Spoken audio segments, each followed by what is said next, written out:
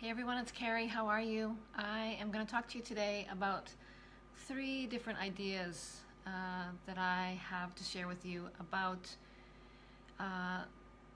what your home means and what it represents, and also, the point of it is to get you to think about your home in a different way, to see your home in a different way, and encourage you to treat your home differently. So just bear with me for 1 second. I'm going to go ahead and share this post into the group. Also, you're invited to join my free group, which is called Feels Better, Flows Better, Feng Shui for Inspired Living. And you can pop over there and ask to join. And I will add you in. I do some other videos like this here. I'm going to be doing a Q&A session in there tomorrow. So if you have any feng shui questions, you can pop in tomorrow and ask them there. So let me go ahead and get started. I want to make sure I have my notes up. So my name's Carrie Miller. I'm the founder of Feng Shui Pathways. I oversee this page, and I am the author of the book Feels Better, Flows Better, Feng Shui for Inspired Living. I work with people that I think people are already aware that they are affected by their surroundings, and they want to create a space that feels good and flows good, and that they feel good being in, but they aren't sure how. And so I help them with that. And we create spaces that are warm and welcoming, and that they really enjoy being in, and that are energetically uplifting instead of distracting or depleting. And one of the ways that I work with people is to just about getting them to see their home in a whole new way. And there's a few different ideas that I present, which really gets a big reaction from people. And so I thought it would be interesting to share it here. And I actually will share one of those reactions that I got from a client recently. So first of all, it's really important for you to understand that your home and the environment that you set up around yourself it's a direct reflection of you and who you are on the inside. So it's really an extension of yourself. It's like a second skin, and it really shows off a lot of what's going on inside of you. It shows what's important to you, what you value, where you put your energy and time, where you're stuck and challenged or blocked. All of that information is available, right around you. It can be hard to see our own blind spots. It can be hard to see and recognize what our own, doubts about ourselves are, what our own fears are. And often those are very clearly represented directly in front of us by how we've taken care of our homes, or how we've set up our homes, or what we reflect and honor in our spaces. So it's a clue box. It really is a clue box about what's important to you, or where you're stuck and not being able to thrive or get over the bump. And it's important to think about whether or not your home is reflecting who you are now, or who you want to become, or whether it's reflecting who you have been in the past, because that's a big part of things, part of why people have a hard time moving forward, or they might feel stuck. It's because their home is kind of vibrating at where they used to be and not really supporting who they are or who it is that they're trying to become, or the changes that they're trying to make.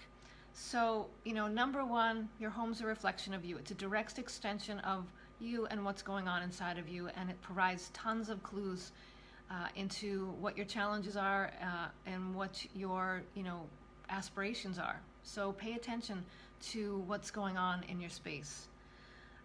The second thought that is really important is that, your home is literally a treasure map to the different parts of your life.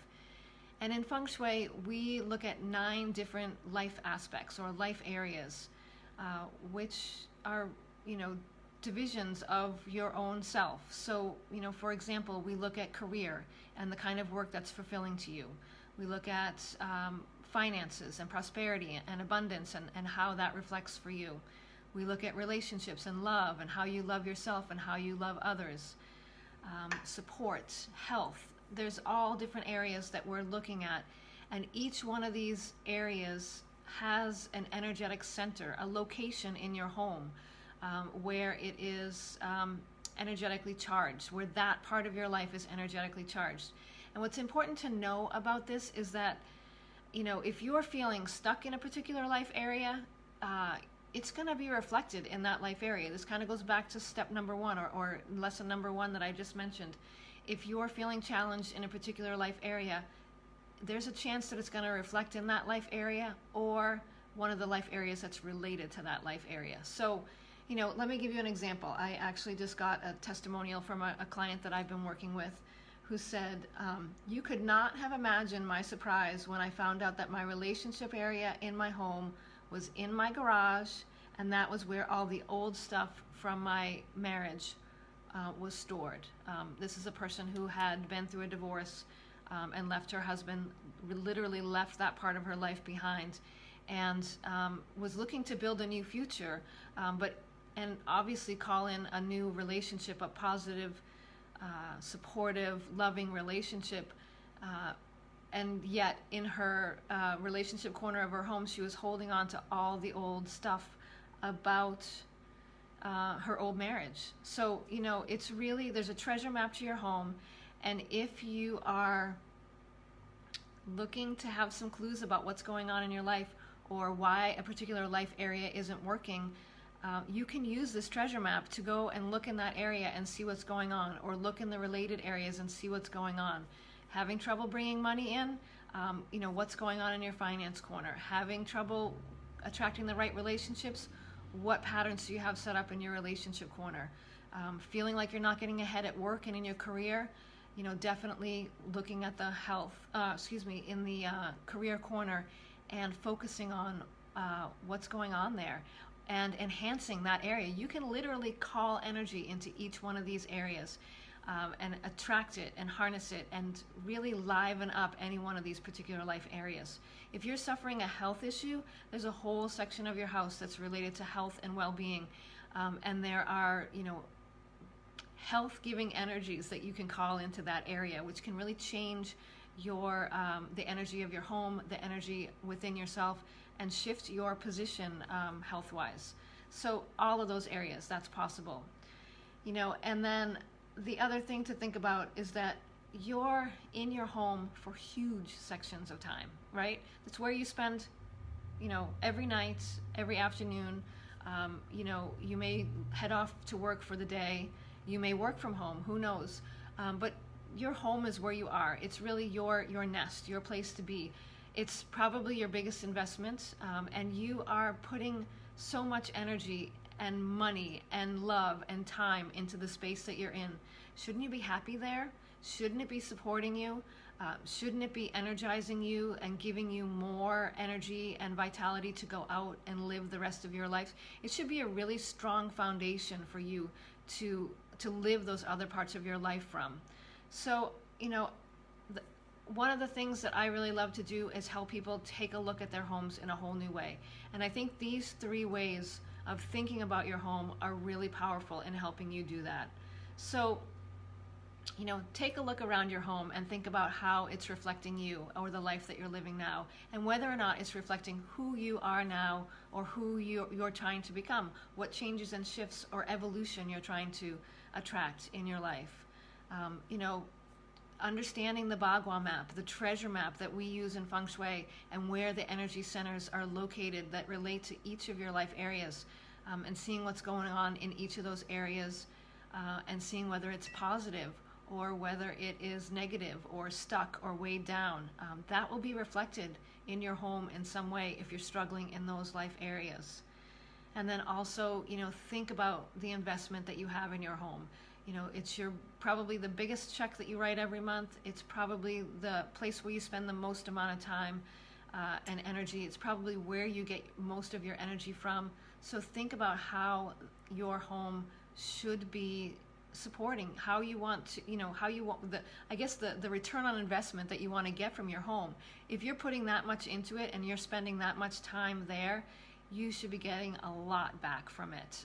And so that's just something to consider. If you're not, and you're not feeling like you're reflected well in your home, or you're not getting a good return on your investment, take a look at why and try to figure out what it is that's going on in your space. It's usually energetically related, you know, so either you're not getting enough energy into the house in the first place, it's rushing right back out as soon as it comes in, so you're not holding on to the energy that you need. There's stuck energies that are left over from old situations, or it's just not enhanced or optimized or being able to circulate in a positive and nourishing way. It could be circulating in a way that's very harsh and negative and affecting you and your health and your well-being, and all of your life areas. So this is really important stuff to take a look at. I really don't think anybody should skip over this. It's so important to make sure that you are setting up your home so it's supporting you and energizing you, and really helping you to leap forward to wherever you want to be in your life. So that's my lesson today. I really wanted to share with you, you know, how to look at your home in a whole different way. I have some one-on-one spots available right now. I have 2 of them open right now, and I have special pricing and some extra special bonuses that I'm offering right now for a limited time. So if you're interested in understanding your home in a different way and learning how to harness the energies of your home so that it's supporting you and all the areas of your life, jump on a call with me. I would love to talk to you. I'll post the link in the comments, and we can just set up a call. It's easy breezy to do. So I'm going to come back tomorrow and do a Q&A session in the group Feels Better, Flows Better, Feng Shui for Inspired Living. If you have a question about Feng Shui, watch for the post about what time I'll be there. And if you can't be there, you can always email me or private message me your question, and I will do my best to get to it and answer it online. Okay? Have a great afternoon, everybody. Take care.